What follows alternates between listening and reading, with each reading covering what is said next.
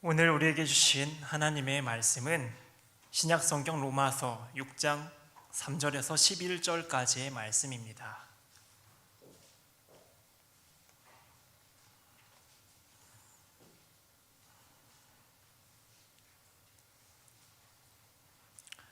로마서 6장 3절에서 11절까지의 말씀을 제가 봉독해 드릴 때에 하나님의 말씀을 경청하시길 바랍니다. 무릇 그리스도 예수와 합하여 세례를 받은 우리는 그의 죽으심과 합하여 세례를 받은 줄 알지 못하느냐. 그러므로 우리가 그의 죽으심과 합하여 세례를 받음으로 그와 함께 장사되었나니 이는 아버지의 영광으로 말미암아 그리스도를 죽은 자 가운데서 살리심과 같이 우리도 또한 새 생명 가운데에서 행하게 하려 함이라. 만일 우리가 그의 죽으심과 같은 모양으로 연합한 자가 되었으면 또한 그의 부활과 같은 모양으로 연합한 자도 되리라. 우리가 알거니와 우리의 옛사람이 예수와 함께 십자가에 못 박힌 것은 죄의 몸이 죽어 다시는 우리가 죄에게 종노릇하지 아니하려 함이니 이는 죽은 자가 죄에서 벗어나 의롭다 하심을 얻었음이라. 만일 우리가 그리스도와 함께 죽었으면 또한 그와 함께 살 줄을 믿노니 이는 그리스도께서 죽은 자 가운데서 살아나셨음에 다시 죽지 아니하시고 사망이 다시 그를 주장하지 못할 줄을 알미로다. 그가 죽으심은 죄에 대하여 단번에 죽으심이요 그가 살아계심은 하나님께 대하여 살아계심이니 이와 같이 너희도 너희 자신을 죄에 대하여는 죽은 자요 그리스도 예수 안에서 하나님께 대하여는 살아있는 자로 여길지어다. 아멘.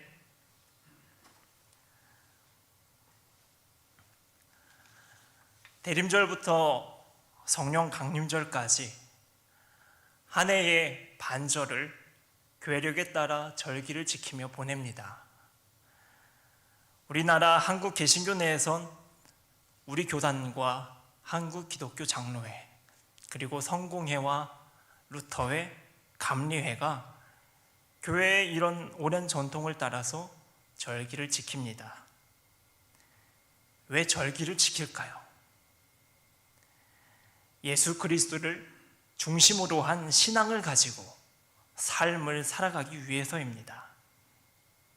교회가 지키는 모든 절기는 그리스도에 초점을 두고 있습니다.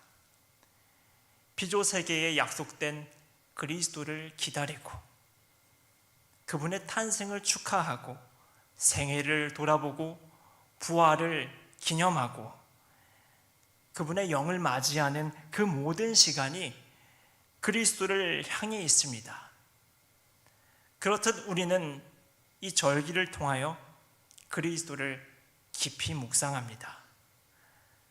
그리스도의 가르침을 체득하고 그분을 따라 살아보려 애를 쓰고 그리스도를 통해 베푸신 하나님의 은혜를 가득 누리는 시간을 절기를 통해 가집니다. 어느덧 부활절을 지나 성령 강림절 그 절기만을 남겨두고 있습니다. 그간의 절기를 지나며 우리의 내면과 삶에는 무엇이 비워졌고 무엇은 채워졌습니까? 시간을 내어서 돌아본다면 좋겠습니다. 특별히 부활의 여운이 감돌고 있는 지금 이때에 주님의 부활이 내게 어떤 의미로 다가왔고 어떤 삶으로 이끌고 있는지를 깊이 있게 헤아려 보시길 바랍니다. 오늘 이 시간에는 절기의 맥락을 고려해서 구속사의 관점으로 주님의 부활을 살펴보도록 하겠습니다. 하나님께서 사람을 선하고 아름답게 창조하셨지만 아담과 하와가 죄를 범함으로 타락했고 그 원죄의 상태가 유전되어 후생 인류도 죄인이라는 것이 기독교의 인간에 대한 이해입니다. 그런데 여기서 놓치지 말고 알아야 될 것이 있습니다. 사실 이와 같은 기독교 인간론이 말하고 싶어 하는 바는 결론적으로 인간은 죄인이다 라는 것을 정의하기 위해서라기보다는 그래서 그 죄로 인해 무엇을 잃었느냐는 것입니다. 아울러 그 잃어버린 것을 어떻게 찾을 수 있냐는 질문에 기독교 인간론은 방점을 찍고 있습니다. 인간은 그 죄로 무엇을 잃어버렸습니까? 바로 하나님과의 관계입니다. 아담과 하와가 죄를 지음으로 상호 신뢰가 깨지고 관계는 어그러졌습니다. 스스로들 느끼기에도 왠지 모르게 하나님과 멀어진 느낌이 들었습니다. 그때 하나님이 나타나 죄에 대한 결과를 선고합니다. 하와는 출산에 수고를 해야 하며 아담은 소산을 위해 노동을 해야 한다. 그리고 너희는 끝내 흙으로 돌아갈 것이다. 그들의 삶에 부과된 고통과 죽음이었습니다. 하지만 이걸로 끝이 아니었습니다. 마지막으로 더 고통스러운 것이 하나 남았습니다. 에덴 동산을 떠나라. 에덴 동산을 떠나라는 것이었습니다. 하나님과 함께 동거하고 아름다운 추억들이 잔뜩 서려 있는 그 동산을 떠나려니 가슴이 미워집니다. 몹시 슬펐을 것입니다. 아무쪼록 그렇게 성경은 성경의 몇 장을 넘기자마자 에덴 동산에서 추방되는 아담과 하와의 모습을 보여줍니다.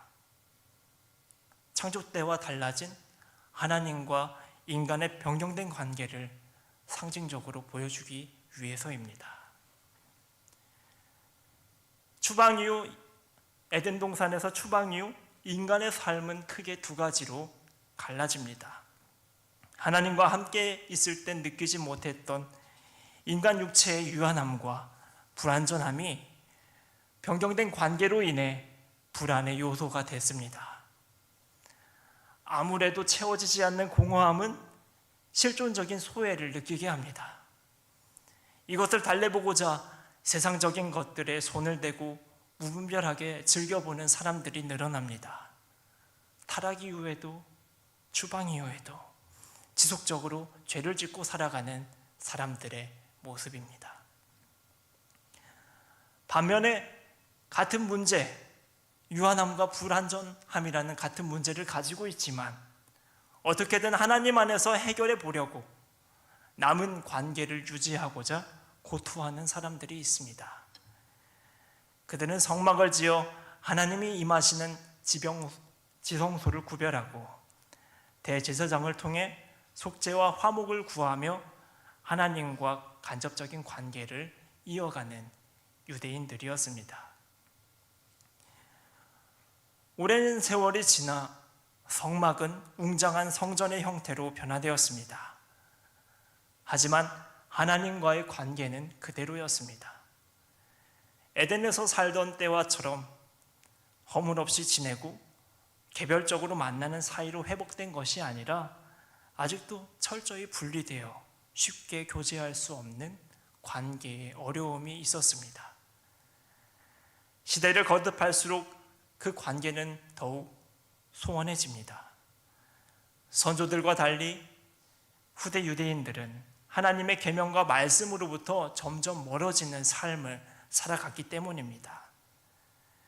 그러던 중 국가가 분열하기 시작합니다. 분단된 남북은 주변 강대국의 식민지가 되었고 백성 중 더러는 포로 생활을 해야 했습니다. 사실 이 지경이 된 이유는 회개를 촉구했던 예레미야와 같은 선지자를 통해 이미 예언된 일이었습니다. 유대인들이 하나님의 말씀에 순종하지 않았고 다른 신을 섬기는 죄를 범했기 때문입니다. 그들은 결국 약속받아 살아갔던 땅에서 추방되었습니다. 그것은 하나님과의 관계가 또다시 어그러졌음을 의미하는 일이었습니다. 설상가상으로 기원전 587년에 남유다에 있던 예루살렘 성전이 바벨론에 의하여 완전히 파괴됩니다.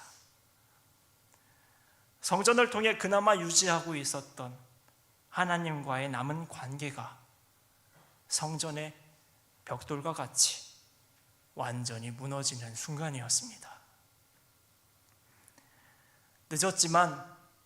비록 늦었지만 후회되고 괴로운 일이었습니다. 칠흑 같은 밤 망망대해를 다니며 길을 잃은 심정이었을 것입니다. 관계를 무척 회복하고 싶었습니다. 성전을 대신할 물리적 공간도 필요했습니다. 물론 자신들의 의지로만 될 수 있는 일은 아니었지만 할 수 있는 최선을 다해 보고 싶었을 겁니다. 그때 회당이 생겨납니다. 회당을 중심으로 한 하나님과의 관계 회복, 신앙생활이 시작된 것입니다. 회당에 모인 유대인들은 신명기와 민수기를 중심으로 신앙 고백을 했습니다. 다음은 그들의 율법인 모세 오경을 봉독했고 이어서 예언서의 한 단락을 봉독하였습니다.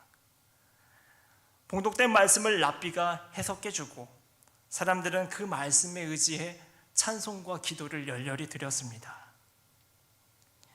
유대인들은 회당 예배를 통하여 율법을 참으로 깨달아 실천하고 속죄함으로 하나님과의 관계를 회복하고 싶었을 겁니다.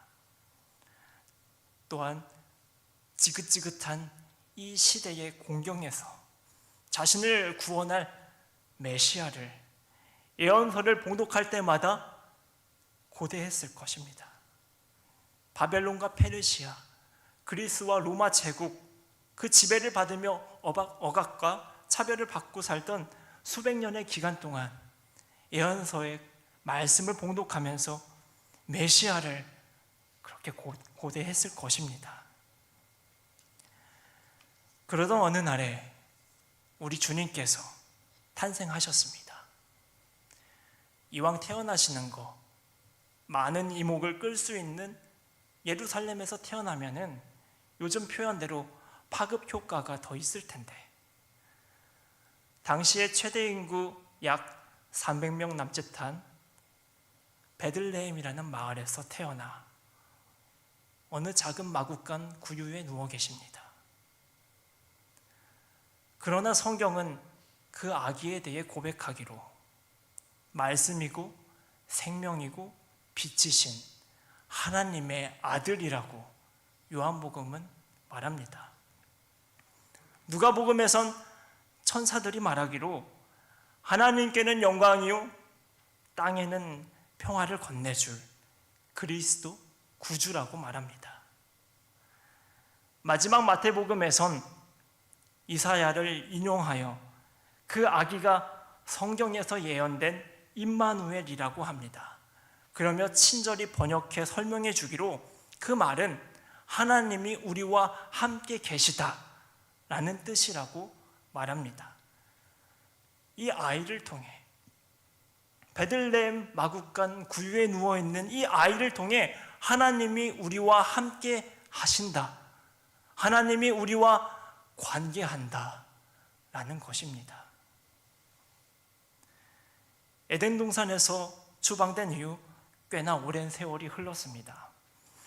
그동안 하나님과 인간의 변경된 관계, 남은 관계를 어떻게든 유지해 보려고 성막과 성전에서 수많은 가축의 피를 흘리면서 얼마나 속죄했는지 모릅니다. 회당에서 율법을 배우고 달달달 외우며 아픈 역사를 되풀이하지 않으려고 얼마나 회고하고 자신들을 달래봤는지 모릅니다. 그러나 흘러온 세월만큼 여전히 하나님과 인류의 거리는 멀어져 있었습니다. 성막과 성전과 회당과 율법 등 나름의 방식으로 애써봤지만 잃어버린 그 관계를 찾을 수가 없었습니다. 육체의 한계로, 죄의 이유로 하나님의 말씀을 듣지 않고 외면할 때가 많았기 때문입니다. 불법을 합리화했고 신앙은 나태해졌고 예배는 주객이 전도됐습니다.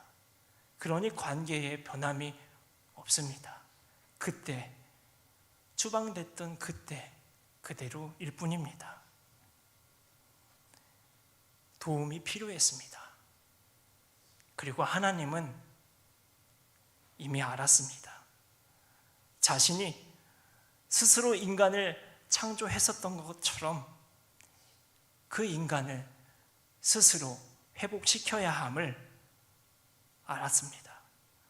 저 멀리 먼 발치에서가 아닌 그들의 곁에서 말입니다. 그 뜻에 따라 예수 그리스도께서 이 세상에 오셨습니다. 그분은 임마누엘이라고 합니다. 오직 그분을 통해서 하나님과의 관계가 회복되고 하나님과 함께 할 수 있다고 합니다. 일찍이 약속된 하나님의 은혜도 누릴 수 있다고 합니다. 땅에서 만난 예수님을 통해 점점 하나님이 경험됐습니다. 단절되지도 분리되지도 않은 다정하고 살뜰한 하나님이 예수님을 통해 사람들에게 경험된 것입니다. 사람들은 생업을 마다하고 종교와 율법과 자존심을 내려놓고 예수를 만나러 오고 그를 따랐습니다. 시시때때로 경험되는 하나님의 역사에 주체할 수 없는 감격이 차올라서 그들은 이렇게 고백했습니다. 주는 그리스도시요 살아계신 하나님의 아들이십니다. 베드로의 말입니다. 니고데모도 말합니다. 당신은 하나님께로부터 오신 분이십니다. 예수님과 동행하며 하나님과 새로이 관계를 맺는 이들의 삶은 매우 간결하고 담백해졌습니다. 복잡했던 옛것은 비워졌고 그 자리에 주님을 향한 믿음이 존재했습니다. 미움과 정죄는 사라지고 나와 이웃에 대한 사랑이 자라났습니다. 더 이상 다른 것이 필요 없었습니다. 거주장할 뿐입니다. 주님께서 그들의 삶을 새롭게 창조해 주시고 책임져 주고 계시기 때문입니다. 반면에 예수님의 출신을 따지고 하나님의 은혜를 외면하며 옛것을 고집하는 사람들의 눈엔 예수의 무리는 어리석고 죄인의 소굴처럼 보였습니다. 오랜 역사 속에서 그토록 갈망했던 근본적인 문제를 해결하실 분이 지금 눈앞에 있는데도 당장 보이는 시대의 문제와 민족의 독립에만 집착하는 바람에 예수님을 그저 정치적으로 아무 도움이 안 되는 순진한 사람으로 여길 뿐이었습니다. 빛이 어둠에 비치되 어둠이 깨닫지 못하더라. 이 요한복음의 말씀과 같이 완고하고 우둔한 그들은 아주 가까이에 와 있는 하나님을 경험하지도 관계를 회복하지도 못했습니다. 그들의 삶의 평화는 멀어졌고 날이 갈수록 무거움만 더해졌습니다. 당장 내일 지켜야 할 율법이 기다리고 있었고 없는 형편에 속죄와 화목제에 쓰일 재물을 사기 위해 몇 날 며칠은 쉬지도 못하고 돈을 벌러 나가야 했습니다. 세상도 미웠고 매일 한 사람씩 미워졌습니다. 혼자서 헤쳐나가야 할 일은 산더미 같았고 그것을 이루지 못한 날은 잠을 잘 수 없어 술이든 뭐든 손에 잡히는 대로 그 모든 걸 의지해야 했습니다. 그렇게 또 한 번 죄책의 구렁에 깊이 빠지고 변명거리 하나 늘어나는 무거운 삶이 그들에게 이어졌습니다. 예수님을 영접한 사람들과 대조되는 모습입니다. 사도 바울은 오늘 로마서 본문 3절에서 11절을 통해 우리의 죄와 옛사람과 세상적인 모든 멍에들과 하물며 사망조차 주님의 죽으심과 함께 장사되었다고 말합니다. 또한 주님께서 부활하신 것처럼 우리도 부활과 같은 모양으로 새 생명을 얻어 하나님께 대하여 살아있는 자가 되었다고 힘을 주어 말합니다. 그리스도로 말미암아 새로운 삶이 창조된 것입니다. 또한 바울은 이어서 12절에서 23절까지의 말씀을 통해 부활의 시작, 새 생명을 얻은 새 삶에 대해서 설명해 줍니다. 그 새 삶은 더 이상 자기 몸을 죄에게 내주지 않고 명료하게 의를 따르고 선을 행합니다. 제사와 율법에 시달리지 않고 은혜 안에 거하며 구원을 얻습니다. 사망을 두려워하지 않고 죽음으로 끝나지도 않습니다. 그리스도 예수 안에서 아픔과 슬픔 없이 평안의 영생을 얻어 누립니다. 그리스도로 말미암아 하나님과의 영원한 관계가 맺어졌기 때문입니다. 죄의 종, 사망의 종, 그 무엇의 종이 아닌 하나님의 자녀가 되었기 때문입니다. 우리 주님께서 부활하셨습니다. 그와 함께 우리도 새 생명을 얻었습니다. 사람이 처음 창조되었을 때처럼 예수님의 보호 아래 간결하고 담백하면서도 풍성하게 살아갔던 그날의 사람들처럼 우리들에게도 새 삶이 주어졌습니다. 새 삶 속에서 하나님과 여러분의 관계는 불변합니다. 그 불변의 관계 속에서 하나님이 친히 여러분을 지키시고 보호해 주십니다. 새 삶에는 사랑이 풍성하고 그 사랑은 나를 넘어 이웃에게 봄 기운처럼, 오늘날의 봄 기운처럼 전해집니다. 그리고 마지막 날 하나님 나라가 비로소 완성되는 그 날에 우리 모두는 기쁨과 환희를 가득 안고 불멸의 영생으로 나아갑니다. 이것이 부활하신 주님을 통해 하나님께서 우리에게 새롭게 창조하시고 약속하신 우리의 새 생명, 새 삶입니다. 부활하신 주님께서 제자들에게 나타나 이렇게 말씀하셨습니다. 너희에게 평강이 있을지어다. 마찬가지입니다. 부활하신 주님과 연합하여 살아가는 여러분의 새 삶에도 하나님께서 주시는 평강이 영원히 함께할 것입니다. 기도하겠습니다.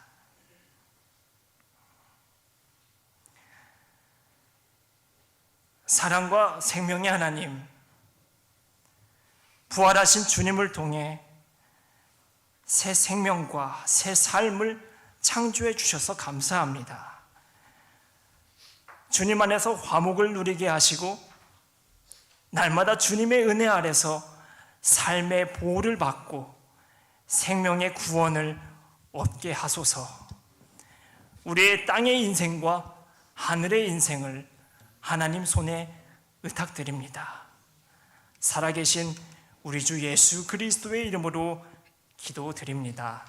아멘. 오늘 주신 말씀